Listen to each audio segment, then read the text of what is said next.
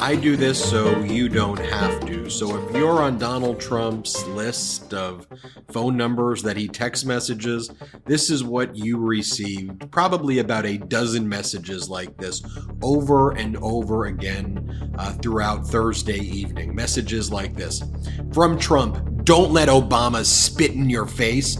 Tomorrow they aim to humiliate us. It's bad how we respond. Then they give the website to donate money to Donald Trump. Then another text message from Trump. Obama hates you. Tomorrow he's holding a massive fundraiser for Biden. Huge MAGA response needed now. And then it gives a link to give money to Donald Trump. From Trump, tonight all hell breaks loose. Obama-Biden fundraiser is hours away. It's bad. Here is my response. Meanwhile, they then have Don Jr. emailing you. It's a special memo from Don Jr.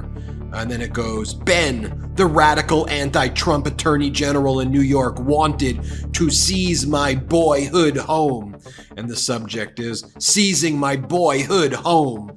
And they're referring to Trump Tower as his boyhood home. Then you get all of these emails from Trump. I am Donald Trump. Trump. I am Donald Trump. Trump. Email. Like in a day, you may get 30 to 50 messages from these maniacs and like a dozen text messages over and over and over again telling you how worried you should be and how dangerous things are and how you're getting screwed over and over again. And a lot of these are obsessed with former President Barack Obama, who Donald Trump's just absolutely obsessed about. And you get the messages like, if they seize Trump Tower will live forever. Do I have the right shipping address? Sick! Trump Tower is mine. Keep your filthy hands off of Trump Tower.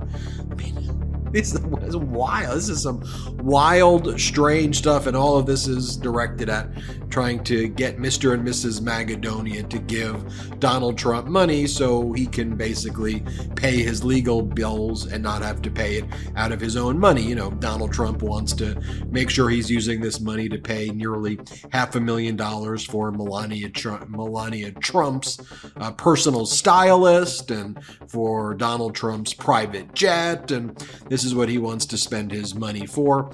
And then you have Don Jr. going on his show, and this was you knew when you started getting all of these messages, and as soon as you saw his eyes that it was just going to be one of those nights. I'm just going to show you a short clip here because Don Jr. is truly intolerable, but then we got to talk about President Barack Obama just absolutely haunting Donald Trump. Here's a very short clip of Don Jr. from last night. Play this clip. People were saying, "Oh, that's what he's looking at before." I was like, I'm sure there were conversations, but every time I keep, like I said, I called it, when did I, like 8 months ago, you know what I mean? I was like, I think I said it on the show, probably. I was like, I don't know, man. Like, I'm pretty sure he was like Bolshevik leftist, you know what I mean? And all of a sudden it was like, every policy changed. I go, yeah, but like 6 months ago, his policy was, you can change your mind. I was like, entirely? You're going to change your mind on everything? Like, it's not like you're a business guy that was silent, maybe even like my dad, on certain issues in politics because it had nothing to do. Like, this is one of the most political families in American history. If you're talking about something for a 40-year career, there's a solid chance that you believe that and that you didn't just change your mind on everything. So the thing that Donald Trump is absolutely terrified of is this very successful fundraiser that President Biden had with former President Barack Obama and Bill Clinton, which raised $25 million in one night. That's more than Donald Trump raised an entire month. Trump raised $20 million. The MAGA right-wing extremist influencer Charlie Kirk said, "Tonight will be the largest fundraiser in political history. $25 million in hard money raised in a single event for Biden.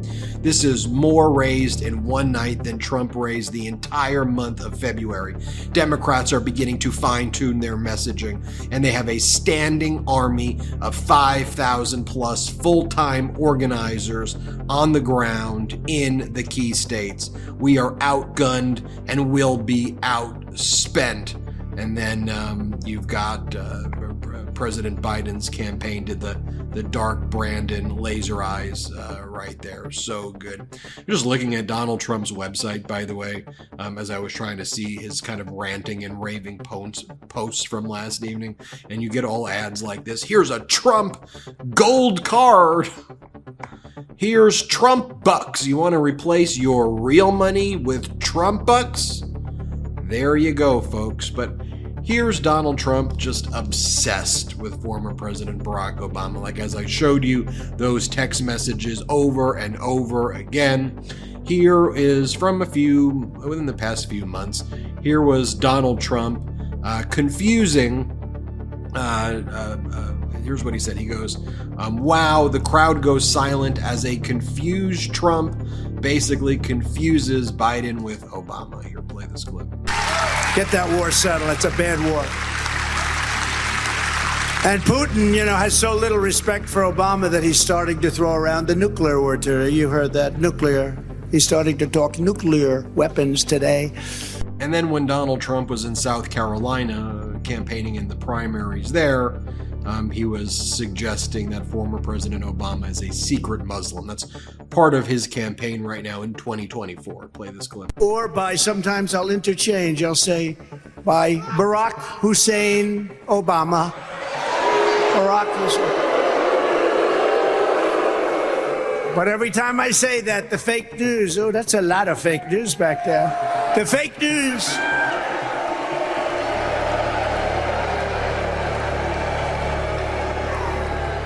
Every time I say it, anytime I want to have a little fun, Governor, we have fun sometimes, even though the country's going to hell, we have to have a little bit of fun. But every time I interchange Barack Hussein Obama, remember Rush Limbaugh? He'd go, Barack Hussein Obama. I wonder what he was getting at. But every time I do interchanging, we do a little interchanging, they say, he doesn't know who the president is. He thinks it's Barack Obama. I say, no, but I think Barack Obama has a lot to do with running the country right now, and we can't let that happen. He has a lot to do with it. Former President Barack Obama's hitting the campaign trails. We're going to see things like this. This is former President Obama mocking the Republicans for wanting to impeach President Biden. Play the clip. Right to make our democracy actually work.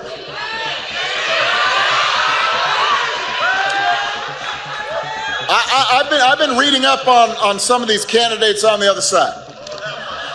Lord have mercy.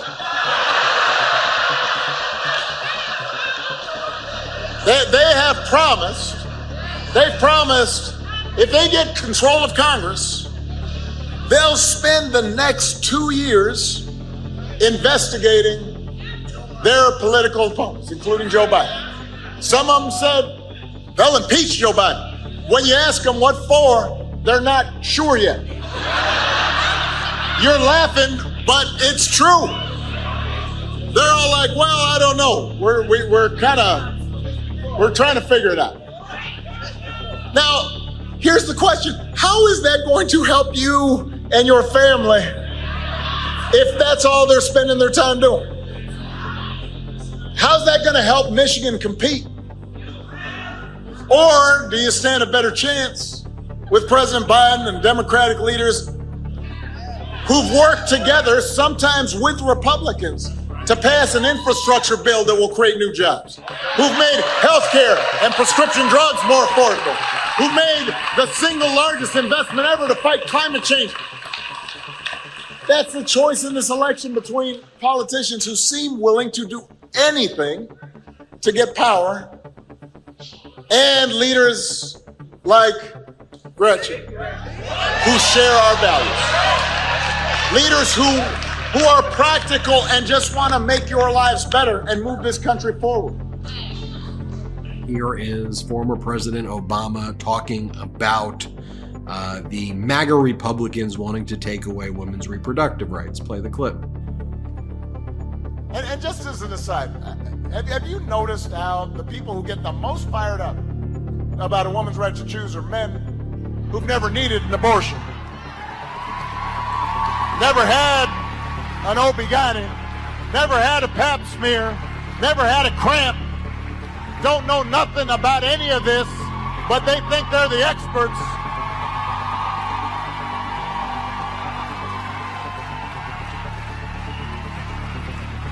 I think it's fair to say I don't tell Michelle what to do with her body.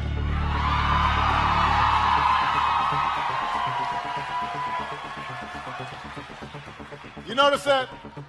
Men acting like you know something. You don't know. Funny how that works.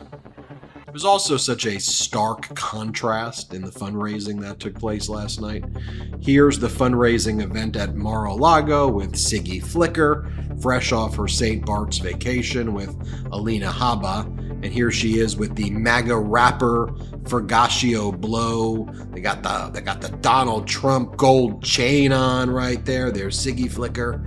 And you compare that to who was President Biden with at his campaign. You put those two images side by side. From left to right, you have Jason Bateman, former President Barack Obama, Will Arnett, President Biden, Sean Hayes, and Bill Clinton.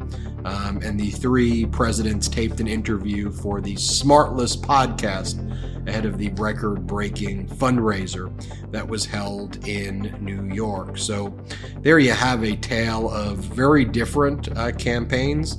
And look, folks, the financial data, I mean, you got the S&P, Dow, NASDAQ all hitting record highs right now. And you've got unemployment at its lowest, more jobs created than any former administration. I mean, stick to the facts. The facts speak for themselves. It is Friday, the 29th of March of 2024, and you are in West Coast Cookbook and Speakeasy. I am your chef de cuisine, Justice Putnam. Gunner the English Bulldog is our snoozing sous chef.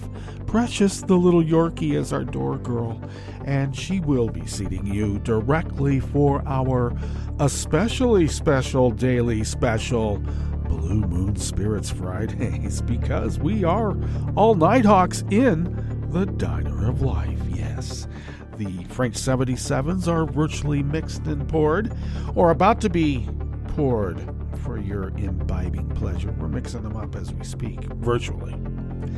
All fresh.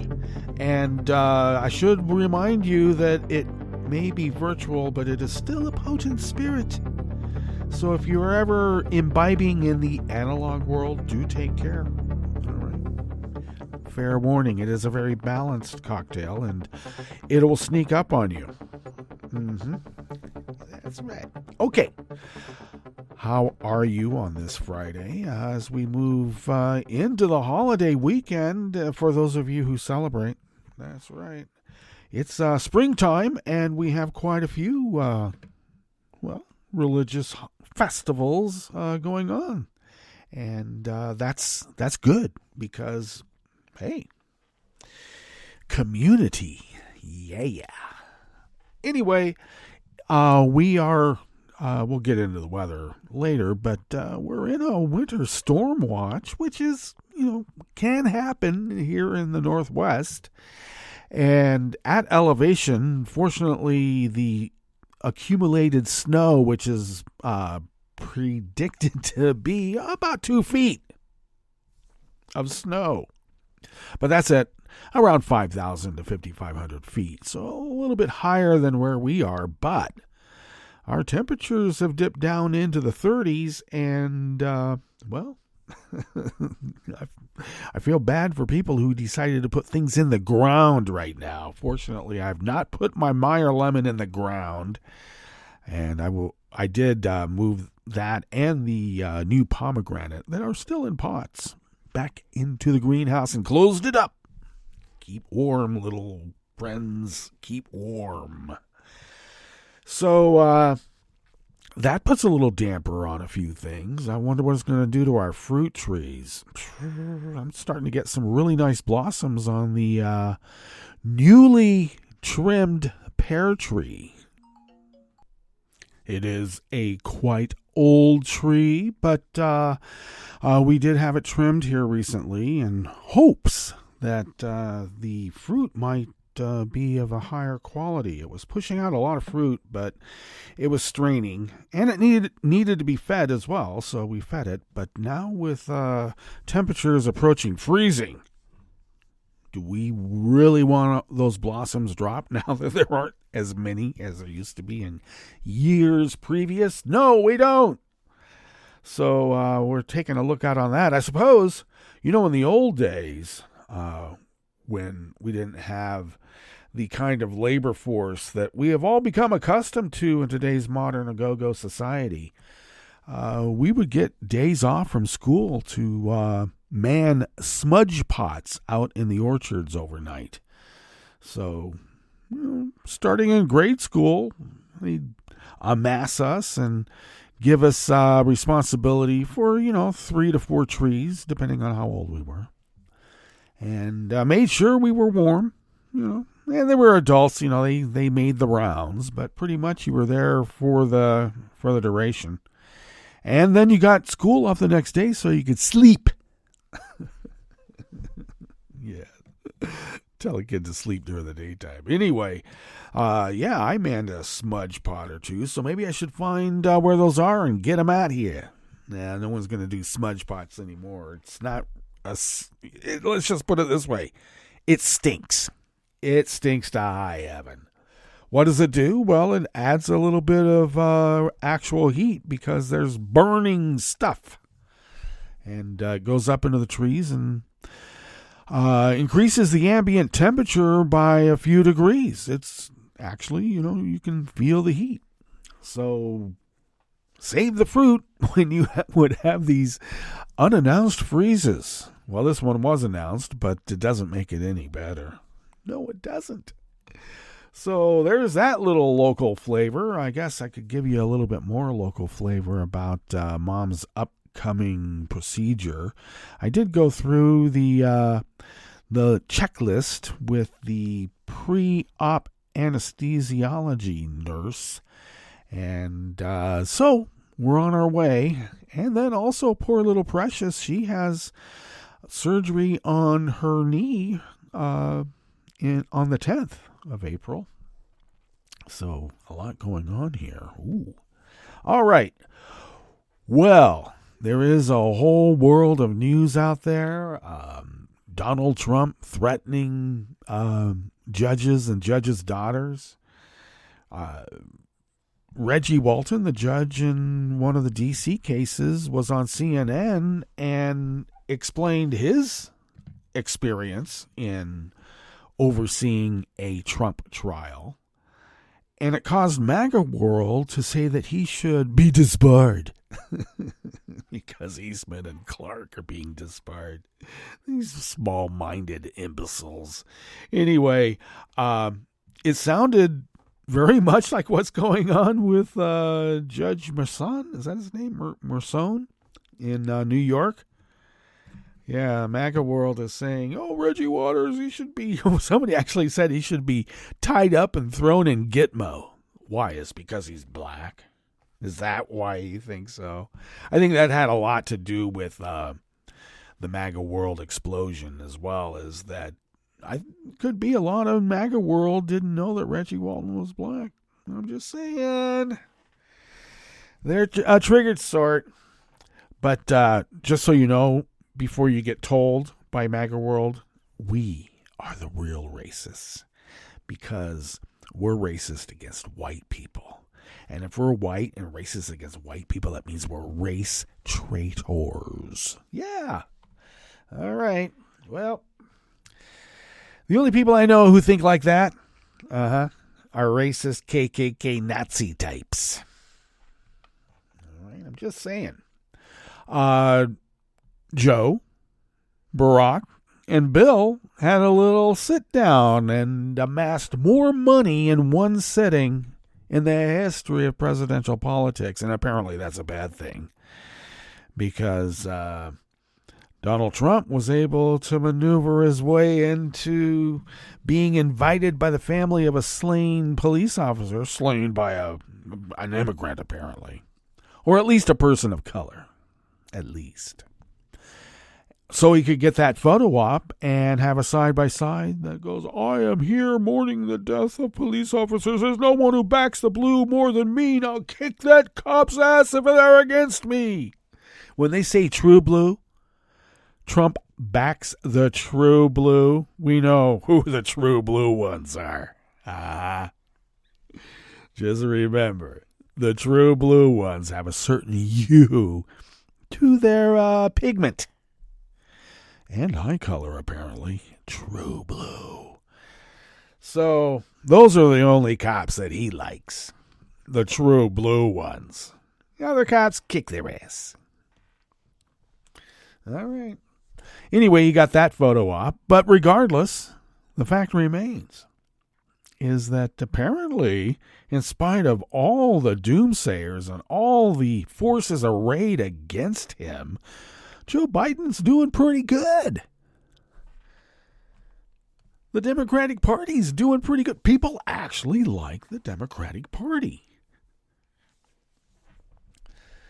Yeah. Of course, as people were leaving that gathering, we had the AstroTurf pro-Hamas group. What do you call them? Lobbyists? Terrorists? Can't tell the difference, can you?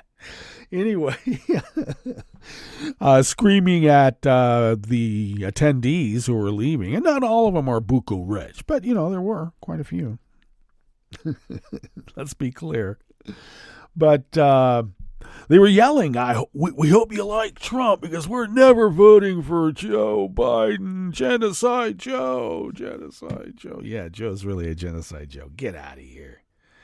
The guy who wants to have mass deportations, wants to build camps along the border and put in American citizens too, Those race traitors.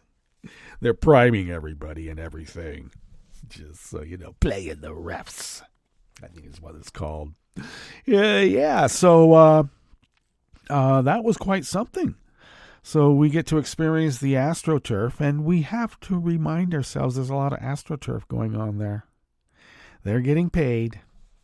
There's a lot of money going around. And in the midst of all that, it has now been revealed, at least we're getting news out of the UK, the EU, that there are major investigations going on in their governments because there has been active Russian measures, as if we never knew those happened before, where electeds are getting paid by Russia to push Russian propaganda, Russian disinformation, misinformation, and a Russian agenda. Did I say that twice?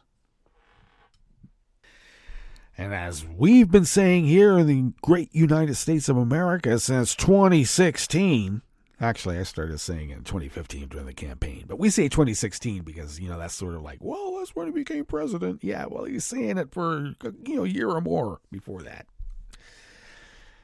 Well, let's put it this way. I've been saying it ever since, really loudly, since Manafort got brought on board. And some of us knew who Manafort was. He was with Roger Stone and Lee Atwater in a rat-fucking operation. And then these rat fuckers went over to emerging democracies in the former Soviet bloc to destroy them. Yeah. That's American loving, isn't it? We love America. Let's destroy democracies. So some of us knew who Manafort was.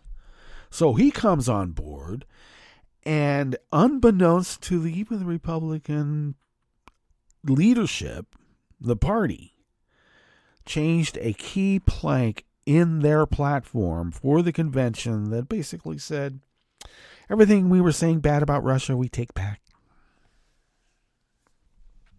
Manafort said he would work for free. Were you really? Yeah, there was a donation in kind there. Let's be clear. He just was trying to stay alive because he owed a lot of money to the Russian mob. And when we say the Russian mob, we mean the Russian government. Because there is no difference.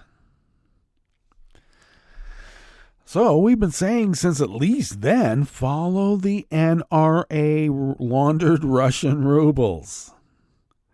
The NRA was handing out money hand over fist. Where did they get it? Maria Butina and others. Old Mitch McConnell gets some sort of big factory built by Firtash. Was it Firtash or was it another one of the oligarchs? Sweetheart deal. Remember, we were calling him Moscow Mitch then. Let's not forget. So all of these active Russian measures have been ramped up once again, and they smell just like 2016 all over again. Except a lot of us know a lot about it. A lot more about it. And I think 25 million in one sitting is a pretty good indication that we're mad as hell. And we are not going to take it anymore. No, we're not. Okay. Well, with that stated, why don't we give you a rundown on the curated part of the show? Because we like to do that. We do. And what do we have in store for you as we begin in the Bistro Cafe on this fine Blue Moon Spirits Fridays? Well, this has made my blood roil. Trustees of Tennessee's only publicly funded historically black university were removed by the mostly white GOP-dominated legislature, so they can be replaced by a board handpicked by Governor Lee. Yeah, just put that together. The South with Lee rising again, telling black people, you better stay in your place. Well, no.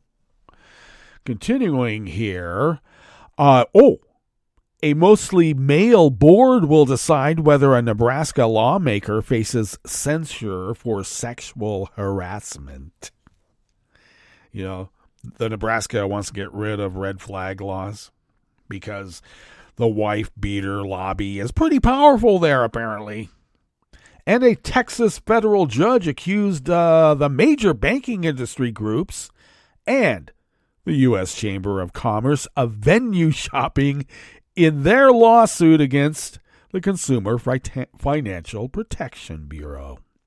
After the break, we move to the chef's table where Greece's conservative government survived a no-confidence motion called over its handling of last year's deadly rail disaster.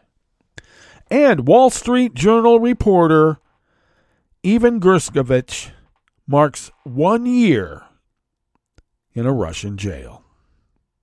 All that and more on West Coast Cookbook and Speakeasy. Bon appetit.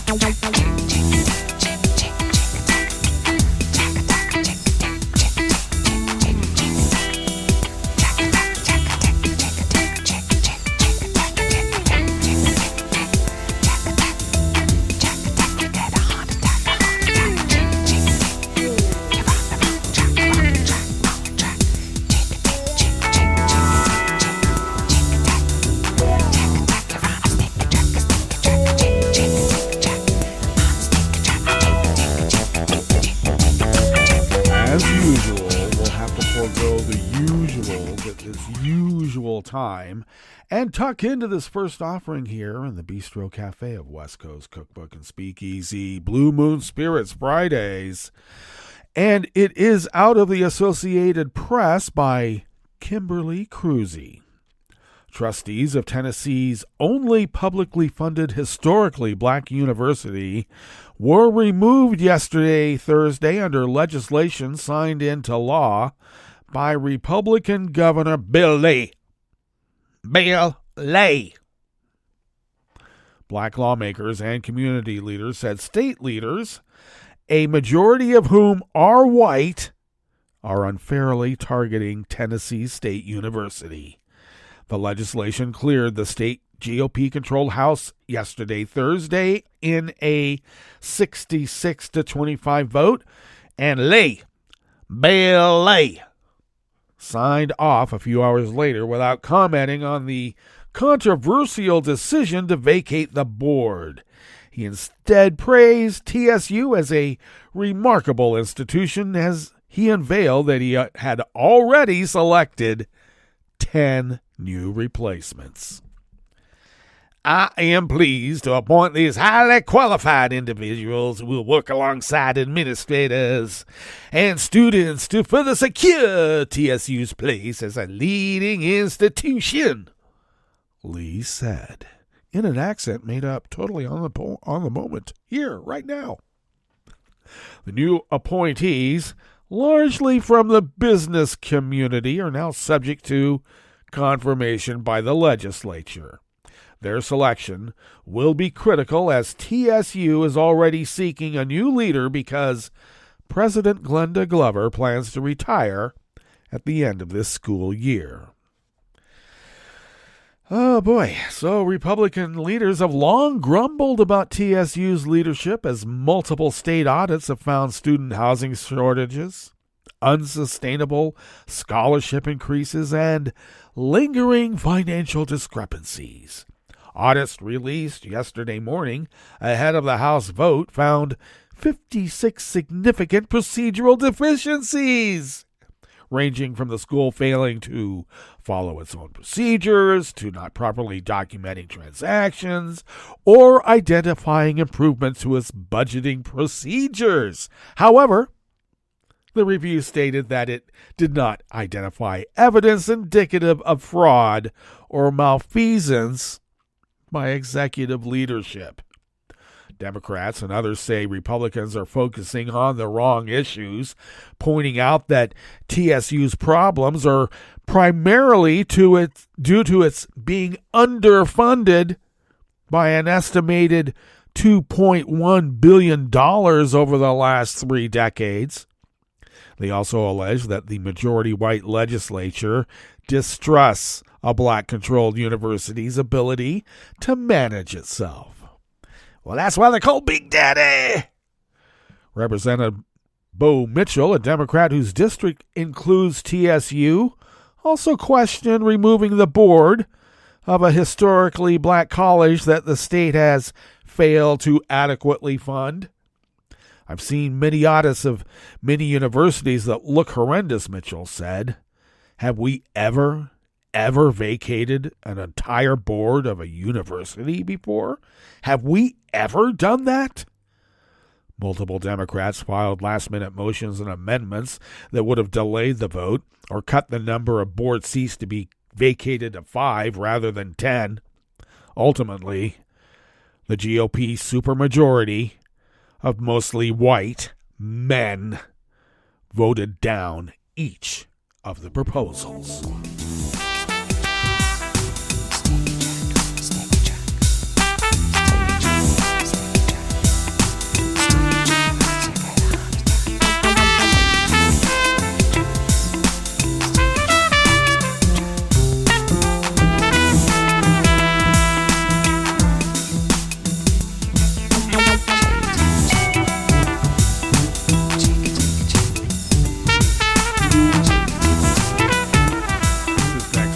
Is also out of the Associated Press, but this time by Marjorie A. Beck. A Nebraska lawmaker implored the legislature's executive board yesterday, Thursday, to hold a colleague accountable for invoking her name in a graphic reading on the legislative floor, which some say constitutes sexual harassment. The decision of whether Republican State Senator Steve Halloran will face a censure vote of the full legislature now rests with a group of their colleagues who are mostly men. If we do not move this forward, we are in fact condoning this kind of speech, Democratic State Senator Michaela Cavanaugh said at a hearing on her resolution. This has traumatized the public. It has traumatized my family. The executive board consists of 8 men and 1 woman. All but 1 are Republican in the officially nonpartisan Nebraska legislature. The hearing was held 10 days after Halloran took to the mic on the floor and repeatedly called out the name Senator Kavanaugh while reading a graphic account of rape from a best-selling memoir, making it appear as if that lawmaker was the subject of the assault. His embellished reading from the memoir, Lucky by Alice Sebold, came during debate of a bill that would have held school librarians and teachers criminally responsible for providing what it considers to be obscene material to students in grades K through 12. Most of the people in the chamber at the time, including Kavanaugh, understood the graphic comments to be directed at her, and she was visibly shaken immediately after Halloran's remarks. Halloran insisted later that he was invoking the name of her brother and fellow Democratic Nebraska lawmaker State Senator John Kavanaugh as a way to get him to pay attention to the remarks. On Thursday, Michaela tearfully begged the board not to wait any longer to make a decision about whether Halloran will face censure, noting it made no difference whether Halloran was targeting a woman or a man in his graphic reading. Either constitutes sexual harassment. The board must vote on whether to advance Michaela Cavanaugh's censure resolution to the full legislature for a vote. A vote to censure Halloran would only repudiate his remarks and have no effect on his ability to legislate, speak during debate, or serve on legislative committees. In the hearing, Michaela Cavanaugh also cast doubt on Halloran's explanation that he was seeking her brother's attention, noting that Halloran had approached her privately before making the public remarks to recite the scene about sexual violence which had been read by a supporter of the obscenity bill before a public hearing. I said something to the effect of, "Okay, Steve, I'm going to walk away now," she recounted. This week, Halloran was accused of joking privately with other lawmakers inside the legislative chamber that Michaela Cavanaugh likes to view pornography. Speaker of the legislature, Senator John Arch, who is a member of the executive board, confirmed to the AP that he confronted Halloran about those remarks and that Halloran had acknowledged that he made them. Michaela Cavanaugh was the only person to testify at yesterday's hearing, although her brother and another Democratic lawmaker, State Senator John Dungan, whom Halloran addressed after his graphic reading, were invited to speak. Halloran declined to appear for the hearing, but submitted written testimony in which he railed against it as a violation of legislative rules to protect lawmakers from being censured for words spoken in debate. He also blasted the decision to make the hearing public, saying the complaints against him are a legislative internal matter, after he put it in the public record that he was sexually assaulting verbally a woman member of the same legislature.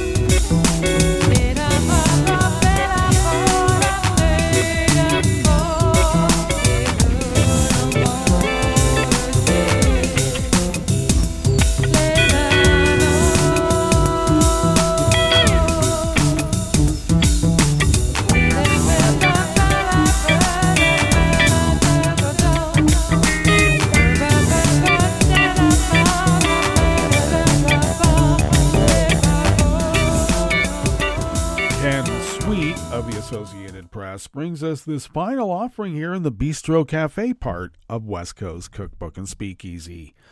A Texas federal judge yesterday, Thursday, accused the major banking industry groups and the U.S. Chamber of Commerce of venue shopping in their lawsuit against the Consumer Financial Protection Bureau, a major win for the federal regulator. The Bureau had argued the only reason banks filed their lawsuit in Texas was to increase their chance of a favorable ruling. Judge Mark Pittman ruled that the lawsuit should be transferred to Washington, where the banking lobby has armies of lawyers able to handle the case. Venue is not a continental breakfast. You cannot pick and choose on a plaintiff's whim where and how a lawsuit is filed, Pittman wrote. The lawsuit deals with the CFPB's new regulations over credit card late fees, where the average late fee of a customer would be capped at $8, down from the average late fee of $32. The major banking groups had filed their lawsuit in the U.S. District Court in the Northern District of Texas. Industry and interest groups have often filed lawsuits against the Biden administration there due to its historically conservative justice, just like what's happening with mifepristone. The banks have been pushing hard to stop the late fee rule due to the potential billions the banks would lose in revenue. The Bureau estimated when it issued the proposal that banks brought in roughly $14 billion in credit card late fees a year, and the banking industry says, no, we bring in lots more, and we want it all of it. In his ruling, Pittman found little reason why the major industry groups, the American Bankers Association, Consumer Bankers Association, and the U.S. Chamber of Commerce, among others, had filed a lawsuit there. The only banking industry connection to the district was the Fort Worth Chamber of Commerce, which only recently acquired a major bank as a member. The CFPB had argued that Texas was an irrelevant place to file a banking industry regulation lawsuit, saying that Washington, with its location closer to regulators and expertise in industry regulation law, was more appropriate, and Judge Pittman agreed. Well, that brings us to our break, and when we get back from that break, we will go through weather from around the world and we will finish up with the stories that we've curated for you today. You are listening to West Coast Cookbook and Speakeasy, and we will be right back. You are listening to netrootsradio.com. Please hang up and try again.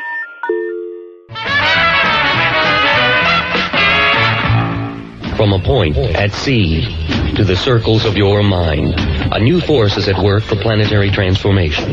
New radio for a new Earth.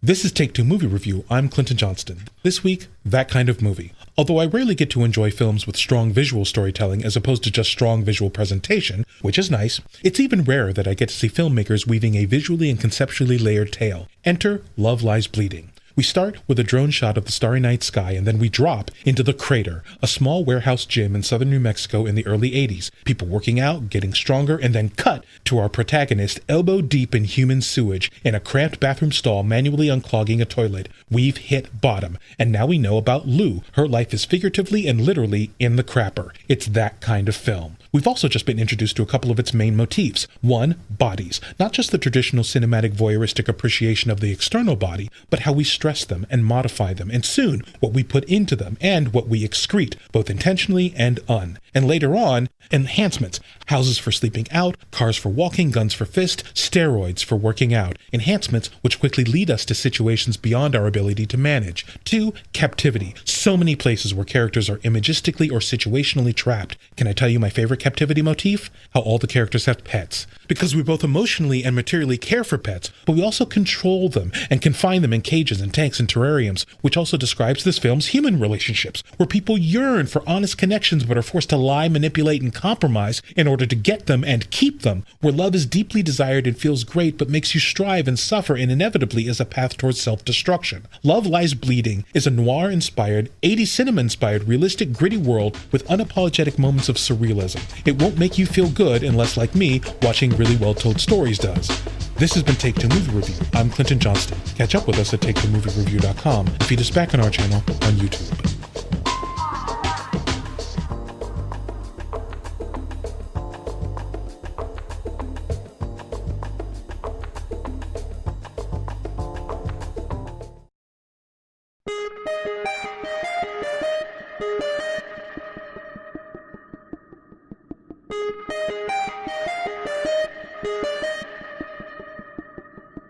Hi, I'm Tom Hartman, and since you're listening to netrootsradio.com, show your progressive side and go to the donate button on the bottom of the homepage. It's progressives like you who power Netroots Radio and keep the progressive message beaming everywhere 24 hours a day. Just go to our donate button at the bottom of netrootsradio.com. Thank you for keeping progressive radio at full power.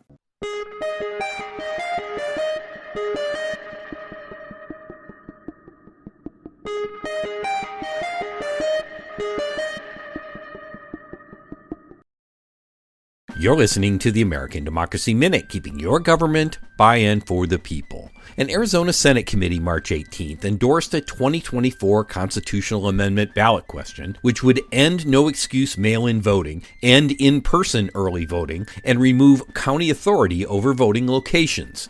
HCR 2032 would return the state to an excuse-only absentee system for the first time since 1991. It would also eliminate the state's 27 days of early in-person voting, end the ability of counties to run county-wide voting centers, and return to voting only in local precincts. The Arizona House has already passed legislation with the same intent, but those bills will likely be vetoed by Governor Katie Hobbs. The Arizona Mirror reports that in 2020, 90% of the state's ballots were cast by mail and 75% in 2022. It's popular in part because of long distances to polling places in Arizona's rural counties and Native American nations, and the state's substantial elderly population. If approved by the Arizona House, the constitutional amendment would not be subject to a governor's veto. Voters would have to approve the amendment in the November general election by a simple 50% plus one majority. Will the popularity of mail-in and early in-person voting triumph over conspiracy theories and partisan politics?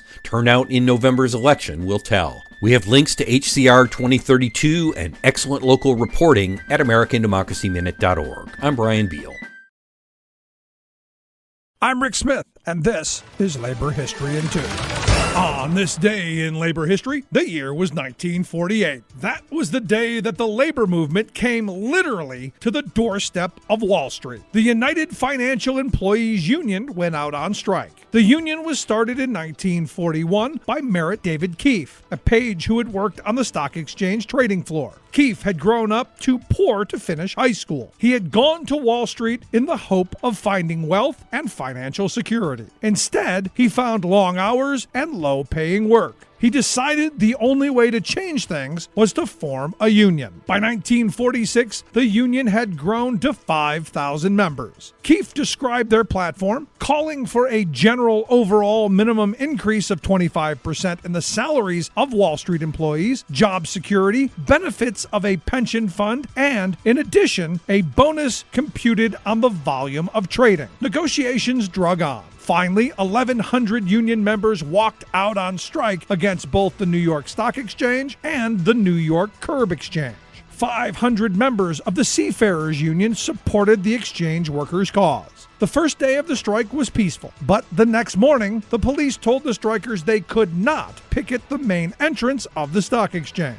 One 19-year-old woman refused to go across the street. The police reacted by grabbing her and arresting her. Outraged, the picketers rushed to her aid. Some attempted to lie down in the entrance to block the exchange. The police wielded batons, hospitalizing 2 strikers and arresting more than 40. Sadly, the strike ended in defeat in April, as 100 workers lost their jobs because of their involvement. The workers had lost the Battle of Wall Street, the first and only strike at the exchange. Labor History in 2 brought to you by the Illinois Labor History Society and The Rick Smith Show.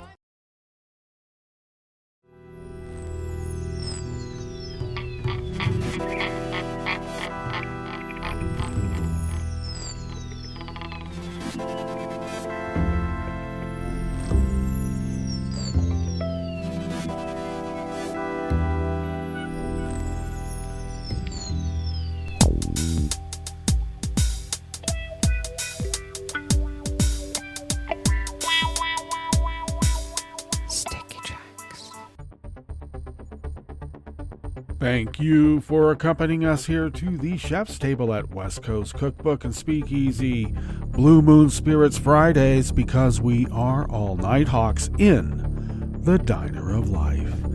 We always begin weather from around the world along the banks of the Rogue River and the Rogue River Valley of Southern Oregon on the west coast of the continental United States of America, where it is currently 37 degrees Fahrenheit, expecting highs around 60, foggy conditions at the moment, and we are expecting showers this morning and then cloudy in the afternoon, with winds out of the east-northeast at 5 to 10 miles per hour, and then considerable cloudiness overnight with lows in the low to mid-30s. Winds will be light and variable, and then intervals of clouds and sunshine tomorrow and Sunday, with highs in the mid-60s. Winds out of the north at 5 to 10 miles per hour, and then we're looking for some more April showers about the middle of the week. So we'll look forward to that, I suppose.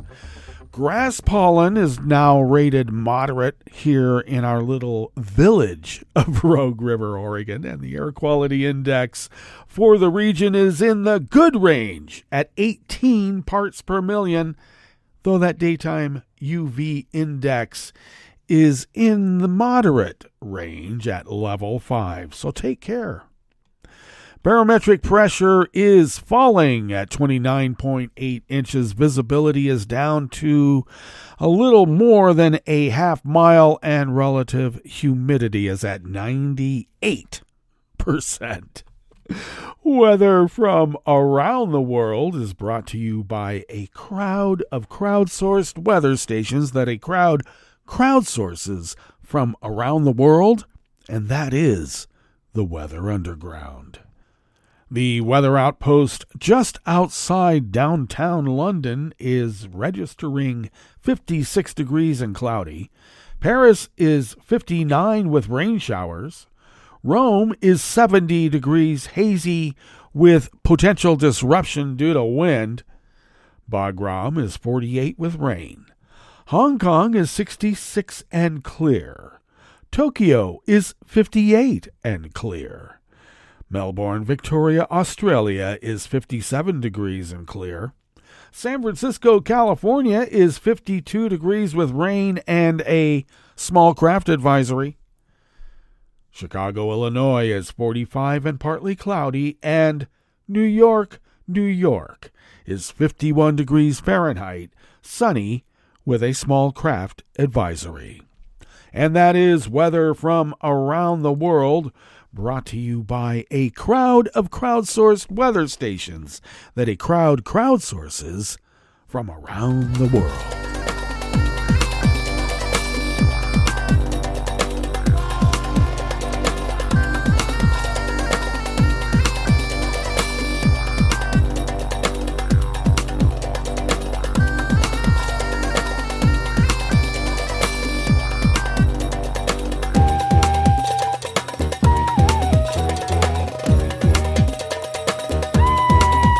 Hard-working staff at the World Desk of the Associated Press brings us this first amuse-bouche here at the Chef's Table at West Coast Cookbook and Speakeasy.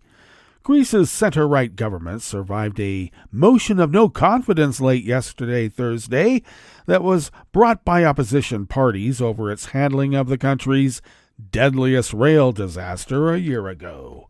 4 left-wing opposition parties accused the government of hindering an investigation into the rail crash that left 57 people dead, many of them university students returning from a spring break. Parliament voted 159 to 141 against the motion following an acrimonious 3-day debate. The government also rejected opposition calls to hold a snap election. The February 28, 2023 crash occurred when a passenger train smashed into an oncoming freight train that had been mistakenly placed on the same track. Conservative Prime Minister Mitsotakis vowed to respect the results of an ongoing judicial investigation into the crash and denied any wrongdoing. There was no cover-up, he told lawmakers ahead of the vote. What exactly has all this debate in Parliament contributed to the investigation? He asked. Opinion polls suggest that a majority of the public believed the government had not honestly addressed its responsibilities regarding the crash. Despite its defeat, the no-confidence motion was the result of a rare collaboration between Greece's center-left and left-wing parties ahead of European Parliament elections in June.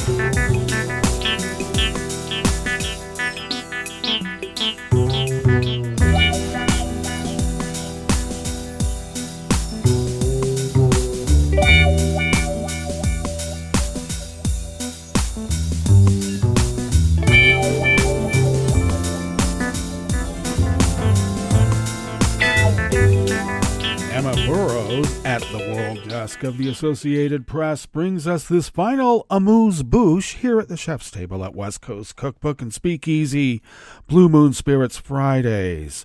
For Evan Gershkovich, the dozen appearances in Moscow courts over the past year have fallen into a pattern. Guards take the American journalist from the notorious Lefortovo prison in a van for the short drive to the courthouse. He's led in handcuffs to a defendant's cage in front of a judge for yet another hearing about his pre-trial detention on espionage charges. The proceedings are always closed, his appeals are always rejected, and his time behind bars is always extended. Then it's back to Lefortovo.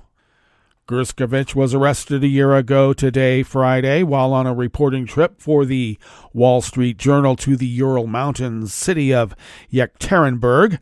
The Federal Security Service, or FSB, alleges he was acting on U.S. orders to collect state secrets, but provided no evidence to support the accusation, which he, the Journal, and the U.S. government deny.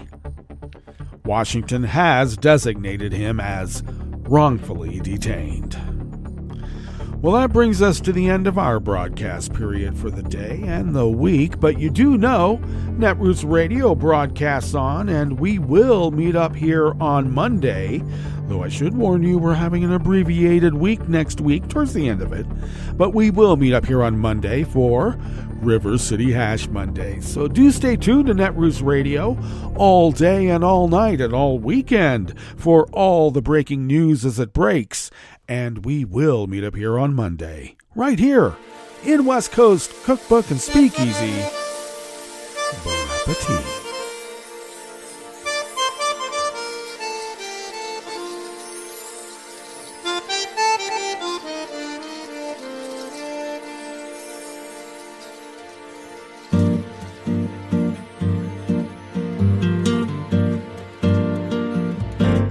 Je voudrais du soleil vert, des dentelles et des théères, des photos de bord de mer, dans mon jardin d'hiver.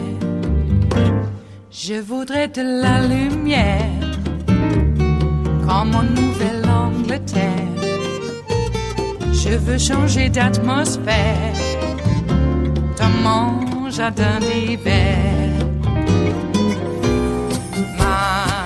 Ma fleur sous la pluie de novembre, tes mains qui courent, je n'en peux plus de t'attendre. Les années passent, il est loin, là je tombe. Nul ne peut nous entendre. Je voudrais du Fred Astaire, revoir un latte Goël. Je voudrais toujours te plaire dans mon jardin d'hiver. Je veux déjeuner par terre, comme au long de golfe clair, t'embrasser les yeux ouverts dans mon jardin d'hiver.